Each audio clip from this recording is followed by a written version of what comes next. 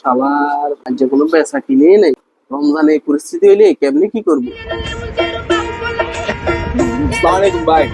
আপনার কাছে হাই লেভেলের কি গেঞ্জি আছে? হাই লেভেলের বাজেট নিয়ে কোনো সমস্যা নেই। ও ভাই আছে তো, দেখাইতেছি।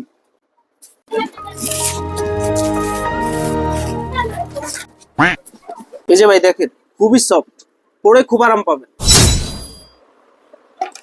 ঠিক আছে, এর থেকে হাই লেভেলের কি আছে ভাই? বাজেট কোনো সমস্যা না।